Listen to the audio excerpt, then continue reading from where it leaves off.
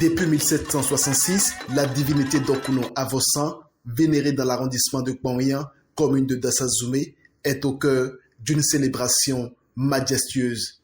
Un événement incontournable où l'harmonie entre le passé et le présent prend forme, unissant toute la population dans une ferveur collective. Chaque année, les habitants du village se rassemblent dans un élan de dévotion et de reconnaissance pour honorer leurs ancêtres et les bénédictions apportées par cette divinité symbolisant le bonheur et la prospérité. Le fétiche d'Okuno Avosan est arrivé à Kpawyan depuis 1766 avec le roi Adamadjodje. Le fétiche d'Okuno Avosan, ça fait beaucoup de bien pour la population à Kpawyan. Si tu as une fille, une femme de Kpawyan qui ne trouve pas l'enfant, tu viens chez Dada d'Okuno, tu demandes l'enfant, il te donne l'enfant comme il faut. Si c'est jumeau, si c'est jumelle, si c'est un seul homme, le fétiche te donne. Donc non, il fait du bien pour la population de Kpawyan. C'est pour ça que chaque année, nous avons l'habitude de faire ces rituels. Quand on est parti consulter le Fa, ce que le Fa dit à Dokno, c'est ça qu'il fait. On n'installe pas seulement chaque année pour immoler les cabris. Ça fait plus de 3 ans que Dada Dokno a pu manger le cabri comme ça. Si Dada Dokno a pris manger le cabri et Awando Koussou ne prend pas, ça veut dire que l'année n'est pas bonne. La cérémonie, rythmée par des chants et les prédications du Fa, a réuni des personnes de tout âge, enfants, jeunes, notables et sages, tous ensemble dans une joyeuse communion. Les sacrifices, notamment de cabri, ont marqué l'occasion, témoignant de la foi profonde des participants et de l'espoir d'une année fructueuse. Ces sacrifices sont bien plus que des rites. Ils sont un acte symbolique, un pacte de prospérité entre les vivants et les ancêtres.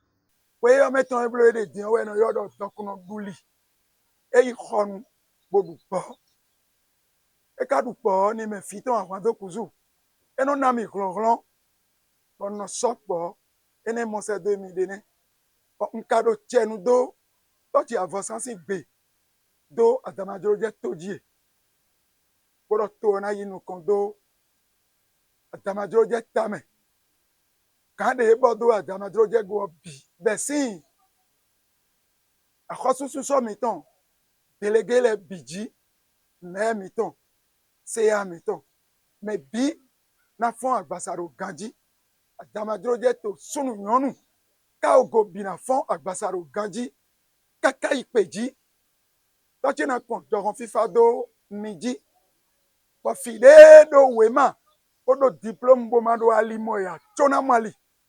Les sages, présents en grand nombre, ont profité de cette cérémonie pour adresser des messages de sagesse et d'unité, appelant chaque fils et fille du village à s'engager encore plus dans les prochaines éditions, afin de garantir la pérennité de cette tradition.